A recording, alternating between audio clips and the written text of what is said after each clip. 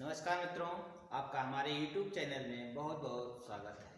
आज हम देखेंगे कि आखिर आर्थिक क्रियाएं क्या हैं। ये आर्थिक भूगोल से संबंधित है। तो आर्थिक क्रियाएं एग्जाम में पूछी जाती हैं कि आर्थिक क्रियाओं का वर्णन कीजिए, या इसका प्रश्न थोड़ा सा रूप बदल जाता है कि आर्थिक भूगोल की क्रियाएं बताइए या आर्थिक भूगोल के विषय क्षेत्रों का वर्णन कीजिए। जो आर्थिक क्रियाएं हैं वही आर्थिक भूगोल के विषय क्षेत्र होते हैं। वो स्थान, जलवायु इत्यादि के साथ साथ क्रियाएं बदलती हैं और उनका विशेष स्थानों पर उनकी आर्थिक क्रियाएं या उनकी विशेषताएं होती हैं। इन्हीं का अध्ययन आर्थिक भूगोल में किया जाता है। फिर आज हम देखेंगे कि आखिर आर्थिक क्रियाएं किससे कहते हैं या आर्थिक क्रियाओं के कितने प्रकार होते हैं। मनुष्य इस संसार में जीने के लिए बहुत सारे काम करता है। वह विश्व के अन्य भागों में विभिन्न प्रकार के प्राकृतिक बनावट और जलवायु के अनुसार यह भिन्न भिन्न हो सकता है। आर्थिक क्रियाओं को मुख्य रूप से 5 भागों में बांटा गया है। कुछ लोग इसे 3 ही भाग में बांटते हैं, कुछ लोग 4 भाग में विभाजित करते हैं, लेकिन यहाँ पर 5 भागों में विभाजित किया गया है। प्राथमिक क्रियाएं, द्वितीय क्रियाएं, तृतीय क्रियाएं, चतुर्थ क्रियाएं और पंचम क्रियाएं। अब इसको हम देखते चलेंगे कि क्रियाएं, इनके उपनाम क्या हैं, कौन कौन से कार्य होते हैं और विश्व के किन क्षेत्रों में होते हैं। प्राथमिक क्रियाएं, प्राथमिक क्रियाओं को लाल कॉलर कार्यकर्ता भी कहा जाता है। यानी प्राथमिक कार्यों में लगे हुए लोग मेहनत ज्यादा करते हैं और इनकी कॉलर जो होती है हमेशा गंदी रहती है। ये लोग संसार में या प्रकृति में प्राप्त संसाधनों का सीधा उपयोग करते हैं। सीधा उपयोग करते हैं कैसे? जैसे जंगलों से कोई सामग्री एकत्रित करना, चाहे वो मिट्टी एकत्रित करके, पत्थर एकत्रित करके ला रहे हैं, या पेड़ पौधे जीव जंतुओं को पकड़ के ला रहे हैं, फिर आखेट करके यानी शिकार करके उसे मार करके ला रहे हैं, या विभिन्न प्रकार की लकड़ी की सामग्री एकत्रित करके ला रहे हैं, चाहे जलाऊ लकड़ियां हों, चाहे वो कीमती लकड़ियां हों, घास फूस हो। घासें भी बहुत काम की होती हैं, पशुओं को खाने के लिए, चटाई इत्यादि बनाने के लिए इसका उपयोग करते हैं। बहुत सारे उपयोग होते हैं घासों के भी, ईंधन के लिए भी उपयोग होता है। पशुचारण, विश्व में किन किन क्षेत्रों में कहाँ कहाँ पशुचारण हो रहा है, ये सारे पशुचारण, चाहे वो चौपाए हों, चाहे रेंगने वाले जीव जंतु हों, कोई भी प्रकार के जीव जंतु हों, तो इनको पशुओं को चलाते हैं। फिर पशुओं की सामग्रियों को भी एकत्रित करते हैं। उनकी हड्डियाँ कहाँ पड़ी हैं, सींगे कहाँ पड़ी हैं, उनके बाल खाल कहाँ पड़े हैं, उनको इकट्ठा करके लाते हैं। तो ये प्राकृतिक संसाधन है। मछली पालन, विभिन्न प्रकार की कृषि है, चाहे जीविकोपार्जन कृषि हो, चाहे व्यापारिक कृषि हो। फिर खनन क्रियाएं, धरातल से बहुत सारे पदार्थ खोद के निकाले जाते हैं, लोहा, एल्यूमिनियम, बॉक्साइट, सोना, चांदी इत्यादि। ये सब जलवायु, अब उसमें हम देखते हैं कि किस जलवायु की का क्षेत्र है, फिर वहाँ की धरातलीय संरचना कैसी है, और उसके अनुसार प्राथमिक क्रियाओं की विशेषताएं होती हैं, उसको हम लोग लिखते हैं। इस प्राथमिक कार्यों में लगे हुए लोगों को देखा गया है कि एशिया, अफ्रीका, यूरोप, दक्षिणी अमेरिका, उत्तरी अमेरिका और ऑस्ट्रेलिया सभी देशों में पाया जाता है।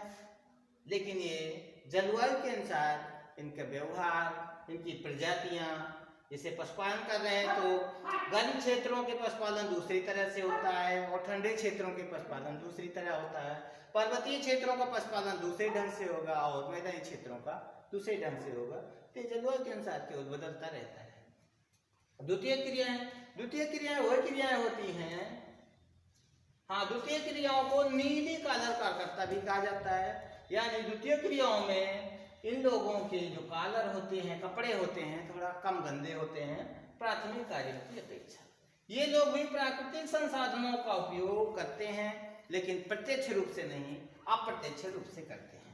यानी प्राथमिक कार्यों से प्राप्त पदार्थों को वे दूसरे रूप में बदलते हैं। यानी यूँ कहें कि उद्यम से संबंधित काम करते हैं। जैसे घास से चटाई बनाना। घास प्राप्त करना प्राथमिक क्रिया है, जबकि घास से चटाई बनाना, झाड़ू बनाना इत्यादि द्वितीय क्रिया में आता है। लकड़ी से तीर बनाना, कुर्सी बनाना या और कोई भी सामग्री बनाना ये द्वितीय क्रिया में आता है। चमड़े से बैग, ढोल, जूते, चप्पल जो कुछ भी बनाते हैं ये सब द्वितीय क्रियाओं में आते हैं।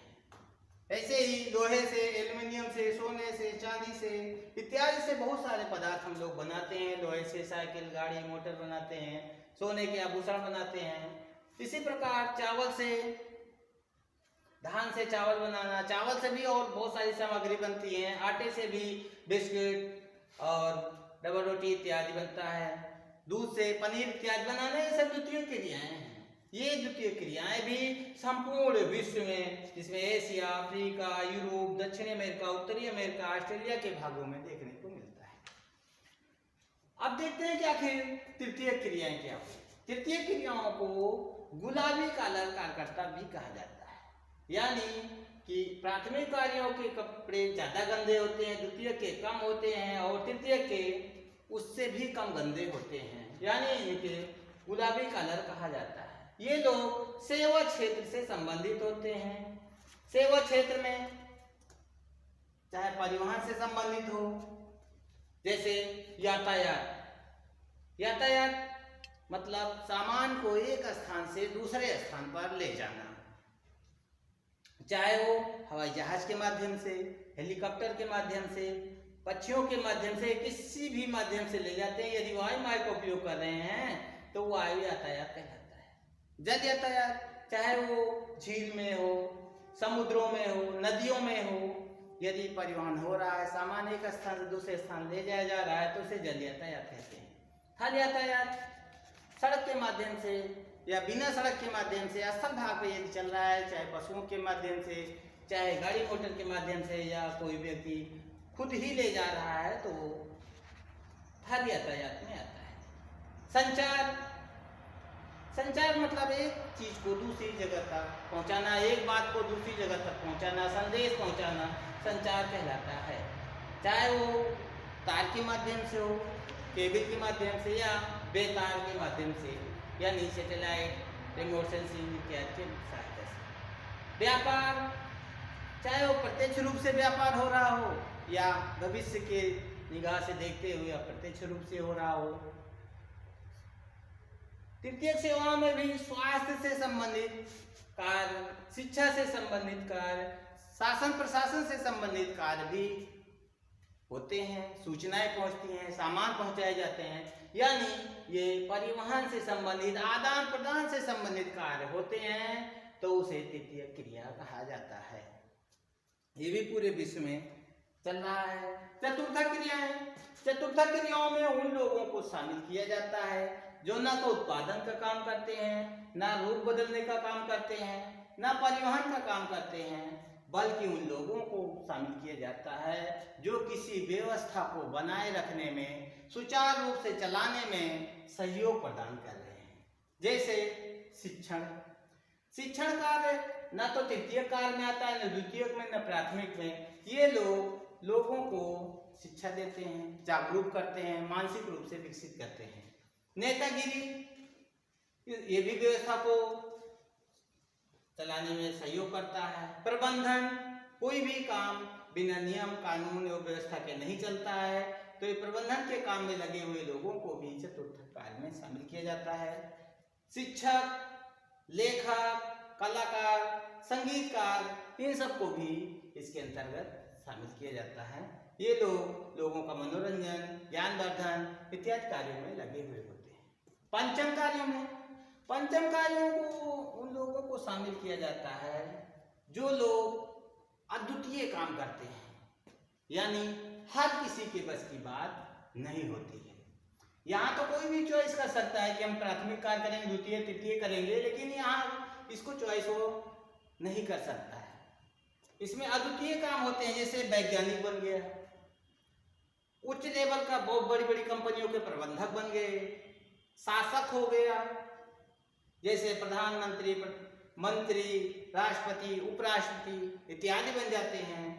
फिर कानूनी सलाहकार दे रहे हैं, वित्तीय सलाहकार दे रहे हैं, धार्मिक सलाहकार दे रहे हैं, जिससे बहुत बड़े क्षेत्र को फायदा होता है, वहां तक हित होता है। जैसे धार्मिक सलाहकार है, एक धर्म का उच्च कोटि का व्यक्ति कानून बना देता है तो हर दुनिया के व्यक्ति उसे मानते हैं।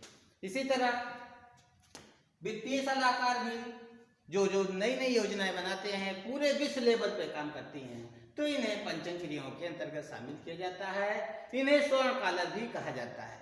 इनके कपड़े कभी भी गंदे नहीं होते हैं, यानी सुविधाएं पूरी प्राप्त होती हैं। इस प्रकार हम लोगों ने देखा कि आर्थिक क्रियाएं कौन कौन सी होती हैं। अगले किसी वीडियो में और टॉपिक के साथ मिलते हैं, तब तक के लिए नमस्कार।